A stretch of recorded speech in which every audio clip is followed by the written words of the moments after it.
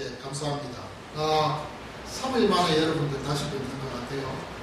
성탄 때 성탄 축하 감사 예배를 드리고 3일 만에 여러분들이 이렇게 만나뵙게 돼서 정말 좋습니다. 좀 얼굴 자주 보면 저는 위로가 될 것 같습니다. 그런데 사실 뭐 여러분들도 다 삶의 현장에서 바쁜 그런 분들이니까 자주 얼굴 여러분 저한테 비춰주십시오. 그건 저의 욕심이겠죠. 그러니까 여러분들 자주 얼굴은 안 비춰주셔도 제가 SNS를 통해서 카톡도 하고 또 이렇게 여러 가지 여러분들에게 말씀도 전하고 할 때마다 얼굴 비춰주지 않는 그 이상으로 답을 좀 해주시면 저로서는 큰 위로와 또 기쁨이 되지 않을까 하는 그런 생각을 해봅니다. 오늘은 연종감사 예배입니다. 2025년의 마지막 주일을 이제 우리가 지금 이제 맞이하게 되었는데요. 지난 한 주간, 지난 그 365일의 시간들을 돌이켜 보니까 정말 하나님의 은혜다 하는 것을 많이 느껴지게 됩니다. 12월 한 달 동안 제가 여러분들에게 말씀드렸던 이 내용들을 기억하고 계시는지 모르겠습니다. 12월 한 달 중에서 제일 먼저 제가 여러분들과 말씀을 좀 생각했던 것은 보통교회가 추구하는 것이 뭘까? 보통교회가, 공교회가 추구하는 것이 뭘까에 대해서 좀 생각을 했었죠. 제자 3년일이라고 했습니다. 예수 그리스도의 제자를 3년이에요. 그리고 그 예수 그리스도의 제자 3년 그 일이 바로 우리 교회도 보통교회이기 때문에 당연히 하는 것이라고 말씀드렸고, 그 당연히 하는 그 일을 우리는 하나님의 소원이 사랑으로 완성되는 거룩한 3대 언약 공동체라는 그 연구표를 통해서 가정을 통해서 구체적으로 하나님의 그 소원이 우리가 제자 삼는 그 일을 하게 된다고 그렇게 말씀을 드렸습니다. 그리고 나서는 그 내용과 함께 이제 오늘 우리가 두 번째 우리 교회에 추구하는 그 내용이 무엇인가에 대해서 이제 생각을 좀 해보려고 합니다. 우리가 가정에서부터 그 일들이 시작된다라고 했을 때 가정을 중심으로 해서 하나님의 뜻을 가르치고 지키는 일에 힘을 써야 된다는 말입니다. 이 말은 가정 안에서 부모들이 자녀들에게 자신의 그 말씀을 순종하는 그 삶을 직접 그들에게 보여주는 것입니다. 그래서 그 보여주는 가운데에서 하나님의 뜻을 자녀들에게 가르쳐주고, 그래서 그 자녀들과 함께 하나님의 소원을 같이 이루어 나가는, 그래서 결국에는 온 가족이 하나님 앞에서 정말로 제자로서의 그 삶을 살아드리는 그 삶이 되어진다는 것이죠. 그러기 위해서는 부모는요, 열심히 말씀을 묵상하고 공부해야 됩니다. 그 공부와 그 묵상이 필요하다는 것이죠. 무엇보다도 부모가 하나님의 말씀을 순종하는 그 삶을 직접적으로 보여주는 것이 가장 중요합니다. 그래서 제가 여러분들에게 지난주에 말씀을 드렸듯이 제 주보에 보면 뒤에 그 교회 소식에 보면 이번에 부모님, 오늘도 우리 아이들은 영과 진으로 예배드리는 당신을 보며 믿음이 자라갑니다 라고 그렇게 제가 말씀을 드린 것 같아요. 결국에는 뭐냐면 우리 부모가 하나님 앞에서 제대로 자녀들에게 어떤 말씀을 순종하며 살아가는 그 모습을 보여주는 대표적인 모습이 바로 뭐냐? 예배 생활이라는 것입니다.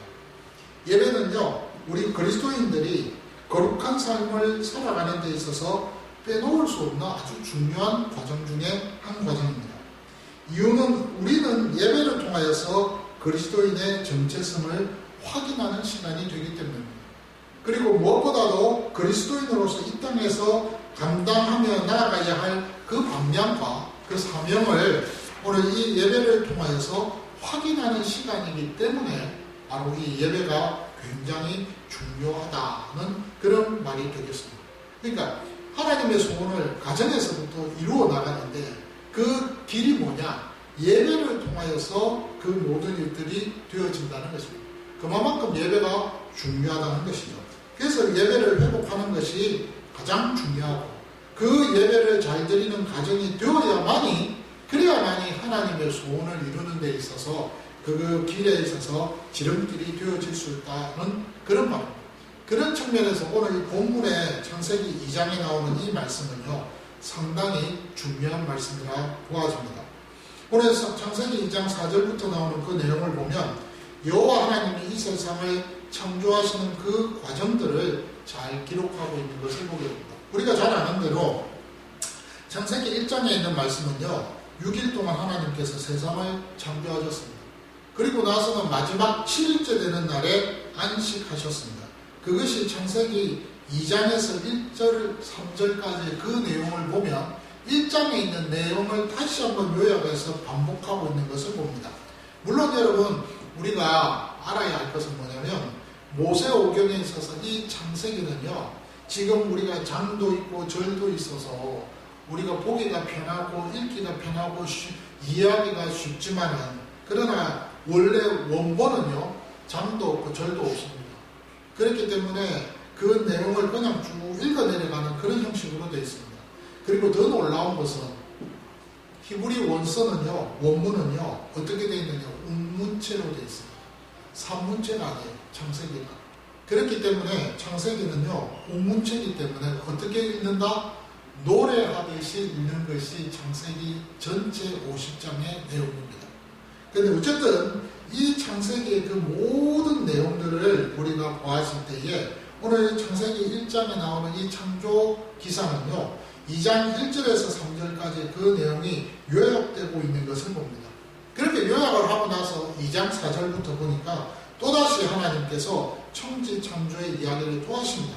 그 내용이 4절에서 7절까지의 내용입니다.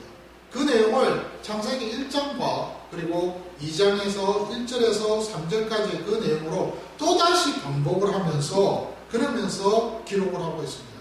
그러니까 계속 창조 이야기를 언급하고 있는 것이죠. 장과 절이 구분되지 않는 가운데에서 이 장들을 잘 이렇게 지혜롭게 구분을 해서 잘 맞춘 그러한 모습이 아닌가 생각합니다. 어쨌든 그렇게 4절에서 7절까지의 내용은 바로 창조 이야기입니다. 그리고 나서부터는 8절부터는요, 이 창조의 대상이 바로 사람이 지내는 그 장소가 어떤 곳인가에 대해서 설명을 합니다. 오늘 8절에 보시니까 여호와 하나님이 동방의 에덴이라고 했습니다. 동방의 에덴. 그 에덴에 그 지으신 사람을 거기 두시니라고 8절은 기록합니다. 여기 동방의 그 에덴이라고 했을 때 이 에덴은요, 그 어근이 평원이라는 뜻입니다. 평지라는 뜻입니다. 근데 또 다른 학자들은요, 그 에덴이라는 그 의미 자체가 즐거움이라는 그 뜻도 있다고 그렇게 이야기를 하는 경우들을 보게 됩니다. 어쨌든 간에 동방의 에덴, 그 에덴에 동산을 창설하셨어요. 그리고는 거기에 사람을 두셨다는 거예요. 여기 창설이라는 이 단어는요, 제가 찾아보니까 심는다라는 뜻이에요. 뭘 심는다. 나무를 심는다, 뭘 심는다. 뿌리를 내어서 그곳에 정착해서 완전히 그곳에서 번성해서 흔들리지 않고 그곳에서 지낼 수 있도록 만든다. 그런 뜻이 바로 이 창설이라는 뜻이라고 합니다. 그러니까 하나님께서 지금 사람을 창조하시고 난 이후에 에덴에 이 사람을 두셨는데 뿌리를 내어서 그곳에서 정착을 해서 흔들리지 않고 영원히 에덴이라는 그 동산에서 살 수 있게끔 그렇게 만드셨다 그 말입니다. 그러니까 다른 곳으로 가지 않도록 하나님이 그곳에 영원히 짱박았다 이렇게 여러분 이해하시면 될 것 같아요. 그리고 나서 계속해서 에덴의 주변에 흐르는 4개의 강들을 소개합니다. 그리고 나서는 15절부터 사람을 에덴에 이끄시고 에덴 동산에 두셔서 그곳에서 경작하며 그 에덴을 지키게 하셨다고 그렇게 기록하고 있는 것을 봅니다. 덧붙여서 또한 지금 16절, 17절에서는 동산 중앙에 선악을 알게 하는 나무의 그 열매를 먹지 말라고 금지하는 금지령도 덧붙여서 말씀하고 있는 것을 보죠. 오늘 제가 여러분들에게 이 내용을 짧지만은 설명을 했는데요. 이것을 굳이 신학적으로, 성경신학적으로 이렇게 여러분들에게 해석할 이유는 없다고 생각합니다. 그러나 이 본문을 통해서 우리가 한 가지 좀 알아야 할 것이 있습니다. 그것은 안식 후에 오늘 본문 4절에 보니까 에덴 동산에 대해서 설명을 하면서 사람에게 에덴에서 해야 할 두 가지 일을 하나님께서 말씀하고 계신다는 겁니다. 오늘 여기 본문에 사람에게 두 가지 일을 말했다. 사람이라고 했습니다. 원문에는 이 내용이 아담이라고 이야기합니다. 아담. 그러니까 지금 하와가 창조되기 전에, 하와가 있기 전에 아담, 남자 혼자 사람이 있었다는 거예요. 그래서 그 아담에게 하나님께서 에덴에서 해야 할 일을 두 가지를 말씀을 합니다. 첫째는 오늘 경작하며 지키라고 그렇게 이야기합니다. 오늘 15절에 보니까 그것을 경작하며 지키게 하시고라고 했습니다. 성경에 여기 오늘 본문에 보면 그것을이라는 그 단어가 나옵니다. 이 단어는 원문에 없습니다. 그냥 경작하고 지키게 하시고 경작하며 지키라는 것입니다. 이 경작이라는 것은 봉사하다라는 그런 뜻도 있습니다. 봉사하다는 뜻. 그러니까 다른 말로 이야기하면 좀 더 나아가면 예배하는 것입니다. 우리가 보통 예배를 서비스라고 그렇게 이야기하잖아요. 그런데 그런 의미가 이곳에 함축되어져 있다는 말입니다. 경작하다, 이것은 봉사하다, 이것을 예배하다, 이런 뜻으로 되어집니다. 그 다음에 지킨다라는 것은 보존하는 것을 의미합니다. 말 그대로 지키는 것입니다. 그래서 보존하고 지키고 그것을 그대로 놔두는 그것을 말하는 것입니다. 그러니까 지금 하나님께서 사람들에게 두 가지의 이 일을 맡기셨는데 이 일은 뭐냐면 관리하는 것입니다. 그 에덴이 그 질서와 그 에덴의 그 모든 모습들이 흐트러지지 않도록, 그것이 망가지지 않도록 그것을 관리하고 보존하고 그것을 잘 보살피는 그 일을 하라고 하나님께서 아브라함에게 첫 번째 명령을 하셨어요. 일을 맡기셨어요. 그 다음 두 번째 일이 뭐냐면 동산의 중앙 그곳에 있는 선악을 알게 하는 그 나무의 열매를 먹어서는 안 된다는 거예요. 먹지 말라는 거예요. 이 두 가지가 하나님께서 아담에게 처음으로 대표적으로 처음으로 주신 명령입니다. 이 명령을 지금 아담에게 하시고 난 이후에 그 에덴을 잘 다스리라고 지금 하나님께서 지금 아담에게 말씀을 하고 계신다는 사실입니다. 이 내용을 우리가 접하면서 저는 어떤 생각을 했느냐면, 자 여러분, 하나님께서 7일 동안의 그 천지를 창조하신 거예요. 우리는 생각할 때 세상을 창조하신 것은 6일 동안에 이루어지고 마지막 날 7일째는 안식하셨으니 그러니 그 안식은 세상 창조에는 포함되지 않는다고 생각하잖아요. 근데 사실 여러분, 안식한 그것도 세상 창조에 다 포함되는 거예요. 그렇게 하나님께서 세상을 다 창조하시고 7일째 되는 그날에 안식하셨습니다. 그 안식이라는 그 말 자체는요, 뭐냐면요, 우리가 쉽게 말하면 열심히 일을 하고 난 이후에 그 일을 멈췄다는 것입니다.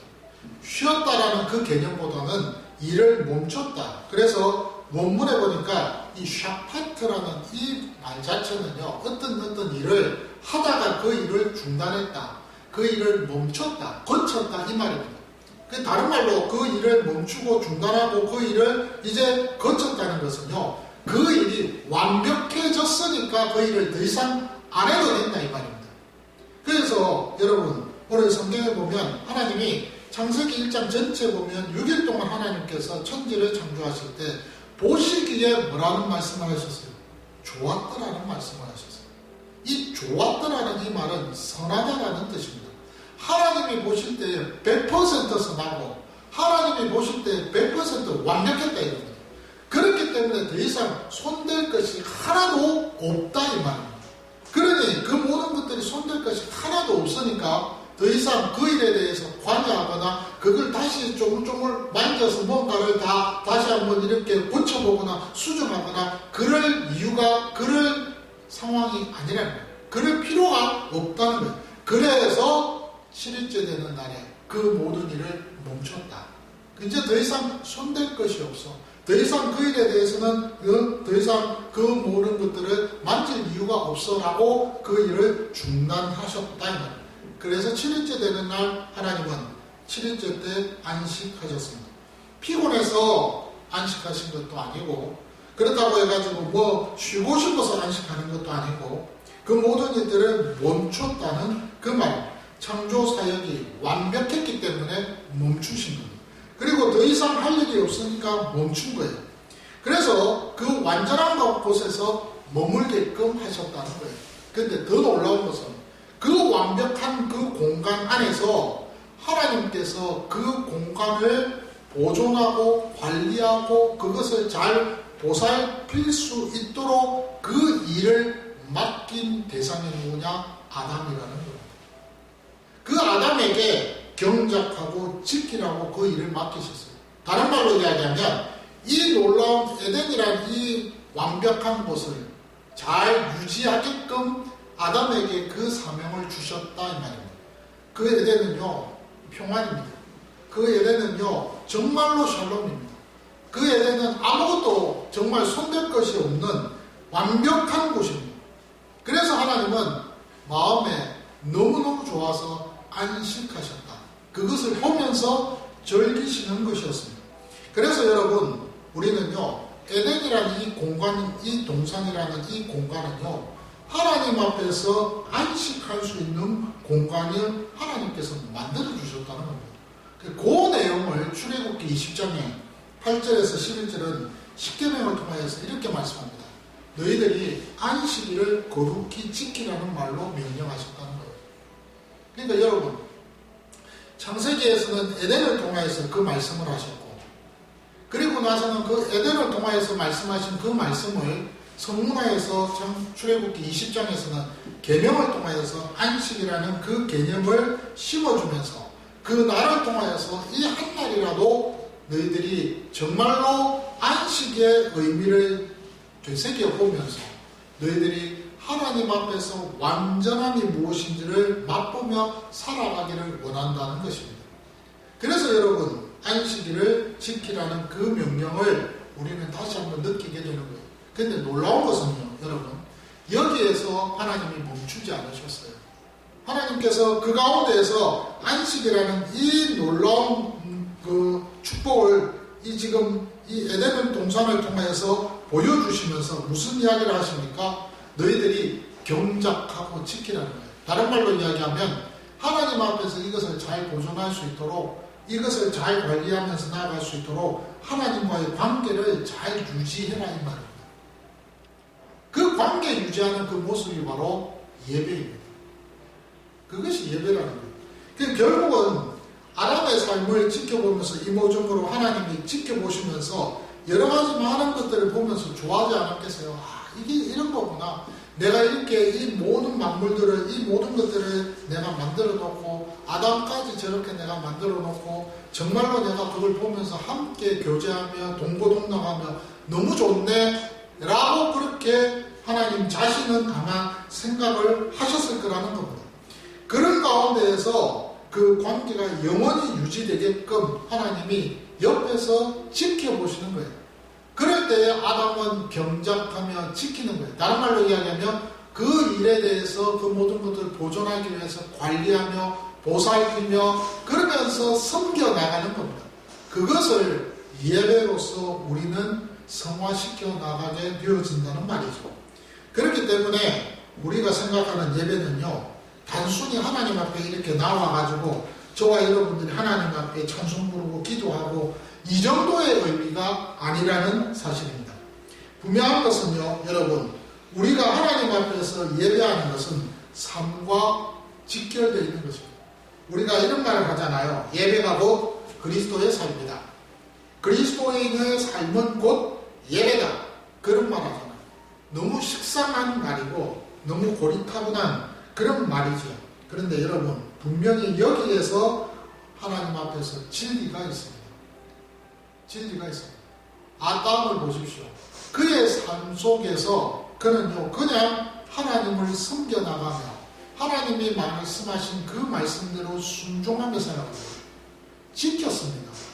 경작했습니다. 뭘 위해서? 그 에덴이라는 동산의 아름다움과 안식과 그 평안과 그 모든 완벽함을 잘 지키고 보존하기 위해서 그 일을 감당했습니다. 그 삶을 살았습니다. 근데 그것이 하나님이 볼 때는 예배하는 삶이 되어졌다 이 말이에요. 그것이 하나님이 기뻐하는 삶이 되어졌다는 거예요. 그러면서 하나님과의 관계가 잘 이루어졌더라는 그런 말입니다. 결국에는 우리의 삶은요, 예배의 삶이 될 수밖에 없고, 그것이 바로 하나님 기뻐하시는 하나님과의 관계에 끝까지 유지되는 그러한 방법이라는 사실입니다. 그렇기 때문에 여러분, 우리가 그리스도의 삶이 곧 예배의 삶이라는 것을 분명히 기억하셔야 됩니다. 예배는 교회 안에서뿐만 아니라 가정에서도 예배는 동일하게 하나님 앞에 나아감에 있어서 그 예배를 하게 되어져 있습니다. 그렇기 때문에 결국에는요, 우리 모든 삶 자체가 하나님의 소원이 사랑으로 완성되는 거룩한 3대 언약 공동체라는 이 모토 속에서 가정에서부터 예배 생활을 회복하는 것이 중요하다는 그런 말입니다.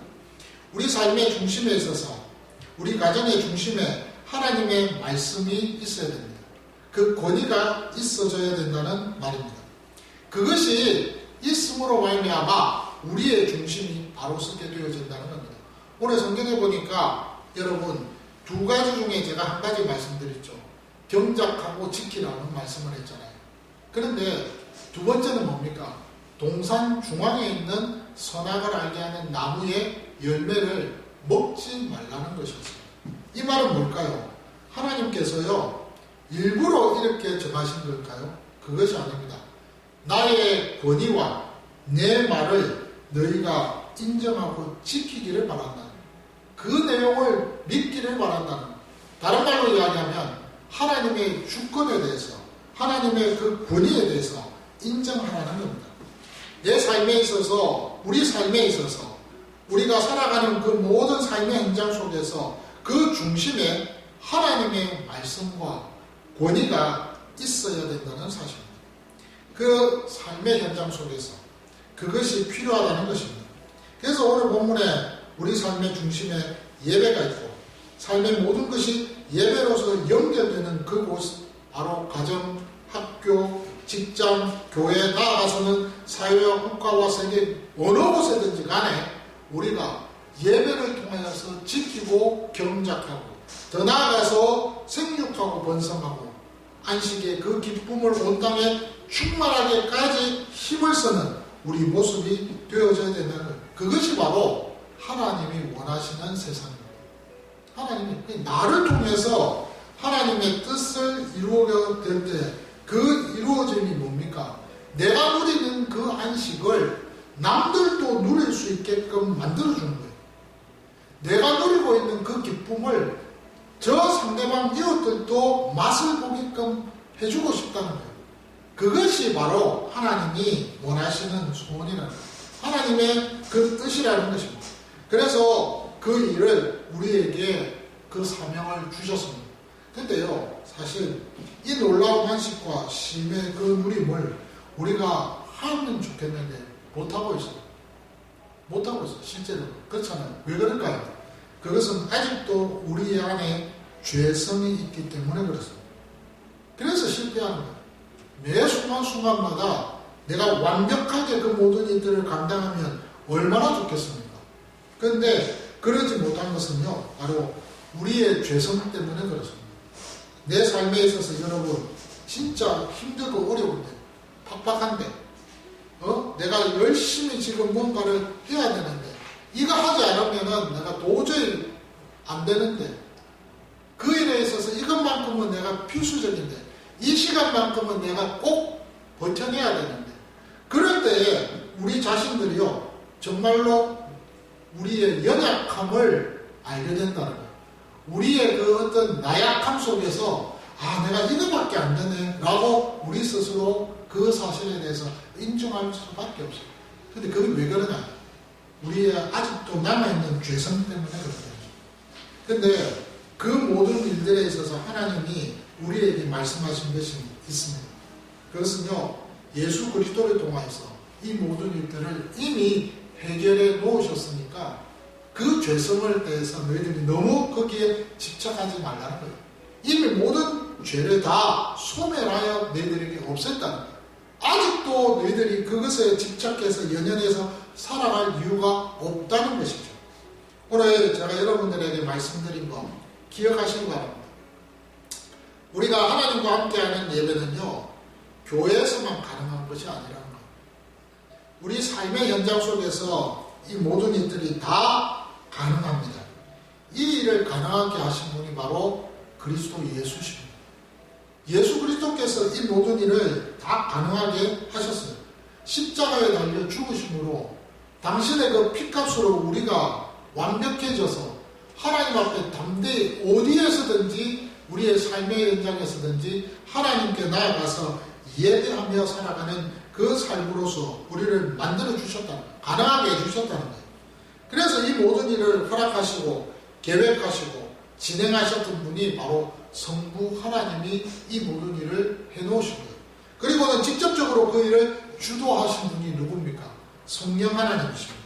그래서 그리스도 영이 우리의 몸을 성전을 삼아서 우리의 그 안식이 점점 확장되어 가고 있다는 사실에 대해서 기억하시기 바랍니다.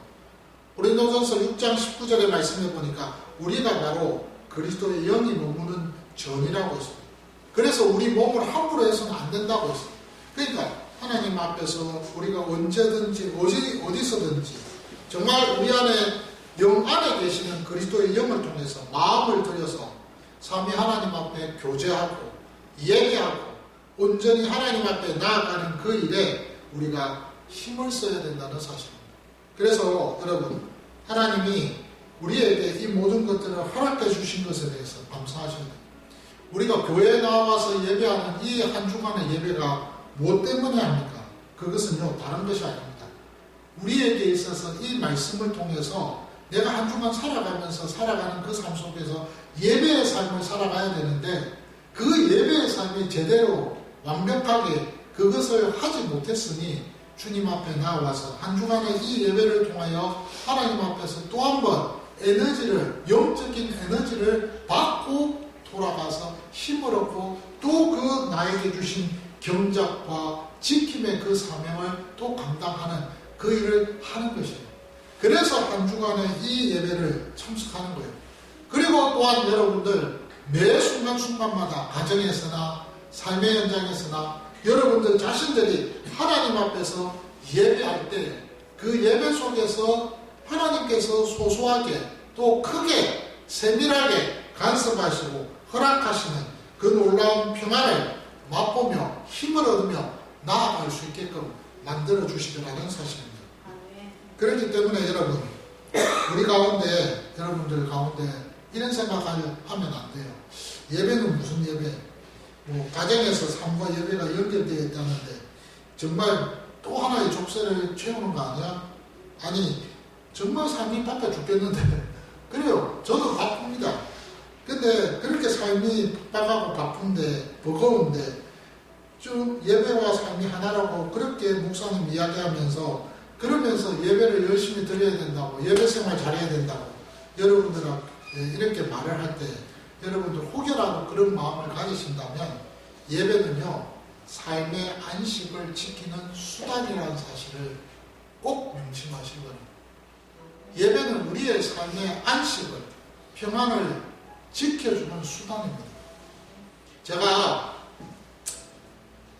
앞서 찬양 드릴 때 여러분들에게 말씀드렸잖아요. 벌써 이제 한 20년이 됐습니다. 20년이 된 그 시점에서 제가 교회를 사임을 하고 그리고 나서는 제가 이제 뭐 갈 곳이 없어요. 그래서 아내와 함께 의논한 중에 아내는 그대로 뭐 그 자리에 그 아파트에 있으니까 그러니까 당장 옮길 수는 없잖아요. 그래서 아파트 서울에 그대로 있고 그리고 저는 이제 좀 주변에 했던 뭐 모습을 보니까 교회 사임하고 나서 갈 곳이 없더라고요. 그래서 저희 모친이 있는 부산으로 내려갔어요. 그리고 나서는 한 1년 가까이를 그곳에서 어머님과 같이 생활을 했습니다. 하는 중에 정말 힘들더라고요. 제일 힘든 것이 뭐냐면 제가 목사이기 때문에 그런 것이 아니고요. 예수 믿는 그리스도인으로서 정말 외로운 거예요. 그리고 또 하나는 뭐냐면 마음에 평안이 있어야 되는데 평안이 없는 거예요. 그리고 뭔가 갈급한 겁니다. 여러분, 갈급이라는 그 단어가 나올 때는요, 그때부터 정말 병이 나는 거예요. 갈급이 있다는 것은 부족하다는 거예요. 부족하다는 것은 뭔가를 채워야 된다는 겁니다. 그 체험이 없기 때문에 정말 힘이 들었어요. 그러다가 부산에서 어느 교회를 만나게 됐어요. 그 교회가 진짜 말씀이, 목사님이 너무너무 좋은 거예요. 그래서 그 교회를 찾아가게 됐어요. 어디냐면 부산의 사직동에 있는 교회입니다. 대신동에서 사직동까지 버스를 타고 다녔어요. 그러면서 오전 11시에 시간에 맞춰서 아침 8시에 일어나가 7시에 일어나서 8시에 버스를 타고 그러고는 이제 가는 겁니다. 네, 2번을 갈아탔나? 어쨌든 그렇게 해서 버스를 처음에는 갔습니다. 첫 그 예배를 드리는데 정말 감개무량하더라고요. 찬송을 부르는데 그 찬송이 내 찬송이에요. 말씀을 듣는데 그 말씀이 내 말씀이에요. 더 놀라운 것은 기도를 하는데 그 기도가 내 기도이고, 그러면서 영의 위안을 얻고 체험을 받았습니다. 그것이 첫 예배에서 제가 정말 겪어본 예배. 근데 놀라운 것은 여러분, 저는 모태신앙이잖아요. 모태신앙이니까 어릴 때부터 예배를 드렸습니다. 예배를 드렸을 때 그 예배가 어떤 예배였겠어요? 안 그렇겠어요? 근데요, 내 생애 처음으로 그런 예배를 드려본 거예요. 체험이 있는 예배. 갈급함을 해소하는 예배. 말씀이 내 안에서 그냥 완전히 적셔지는 예배. 그 예배를 하나님 앞에 드렸습니다. 그러면서 예배가, 이 예배를 통해서 한 주간을 예배로서 이끌어져 가는 것을 경험했습니다. 여러분, 예배를 잃으면요, 안식을 잃습니다. 무너지는 결과가 됩니다. 그런데요, 예배를 회복하고 그 예배를 통하여서 맛을 보면, 예배의 참맛을 보면 안식이 계속해서 지켜집니다. 그 안식이 지켜진다는 것은 하나님과의 관계가 지속된다는 말입니다. 하나님과의 관계가 지속된다는 것은 나의 거룩함에 있어서 하나님이 채워주신다는 겁니다. 그 거룩함이 채워질 때 하나님의 임마누엘은 완벽하게 이루어집니다. 구약의 여러분, 레위기를 한번 보세요. 제사가 얼마나 많습니까? 우리는 제사라고 했을 때 그 제사가 지금의 예배가 아닙니까? 그렇잖아요. 근데 그 제사를 하나님이 레위기에서 그 이스라엘 백성들에게 허락하신 이유가 뭡니까? 그것은 거룩을 지키기 위해서입니다. 왜 거룩을 지켜야 됐을까요? 이스라엘 백성들의 그 거룩을 통해서 하나님도 거룩하니 너희들도 거룩해서 나와 함께 있는 것을 원했다는 겁니다. 그것을 지금 우리에게 말씀으로 오셔서 지금 우리에게 적용한다면 뭐예요?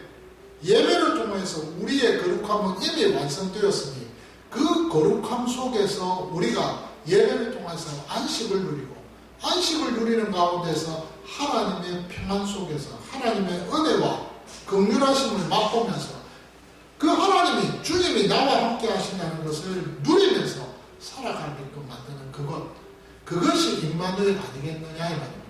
그래서 오늘 저는요, 여러분들에게 드리고 싶은 말씀이 있습니다. 우리가 힘듭니다. 어려운 상황들도 많습니다. 고단한 삶이잖아요. 저도 고단한 삶입니다. 요즘 여러분, 저는요, 정수기만 하지 않습니다. 예, 요양보호사 일도 같이 하고 있습니다. 투잡을 뛰는데 이제 쓰리잡이잖아요. 목사까지 하면. 예, 9시부터 12시까지 요양보호사 일도 3시간 합니다. 그러고 나서는 정수기 일을 저녁 7시까지 하고, 그리고 와서는 설교 준비를 또 합니다. 지금은 연말이니까 설교가 많잖아요. 그나마 새벽 기도가 없으니까 저는 정말 행복한 겁니다. 새벽 기도 있는 목사님 죽어나요, 지금. 네, 연말 때는. 어쨌든, 저의 삶도 보니 고단합니다. 근데 여러분들의 삶은 오죽하겠습니까?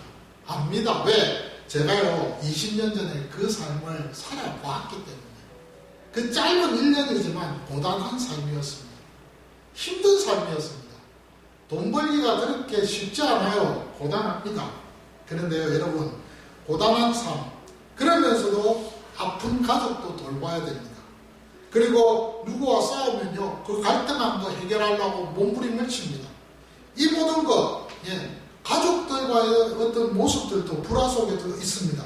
그것은요 어떤 면에서는 우리의 안식을 무너뜨리려고 우리를 공격하는 뭡니까? 불화살입니다. 그런데요 그럴 때 우리가 안식을 되찾는 길은 다른 거 없어요. 하나님 앞에 나와서 예배하는 겁니다. 하나님 앞에 나와서 교회에 나와서 예배하는 것도 있지만 여러분들의 가정, 여러분의 삶의 현장에서 아버지 하나님의 그 이름을 한 번이라고 부르기 시작할 때 그때부터 예배는 시작됩니다. 그러면서 그 하나님의 사랑과 그 그리스도의 예수의 은혜와 그 사랑을 확인하게 된다 이 말입니다. 여러분의 마음속에 아버지 도와주세요 라고 할 때 그때부터 예배는 시작되는 거예요. 그 안식이 시작되고 그 안식의 누림을 맛보게 된다는 겁니다. 그것을 저처럼 여러분들도 누리고 겪었으면 좋겠다는 거예요. 오늘 주일 교회에서 예배하는 건 똑같습니다. 가정에서도 예배하세요. 내 삶의 모든 영역에서 여러분 예배하십시오. 그러면 그것을 통해서 예수 그리스도를 만납니다. 그리고 그리스도 안에서 안식을 누리며 살아갈 수 있습니다. 오늘 이런 은혜가 우리 모두에게 있기를 주님의 이름으로 축원합니다. 감사합니다.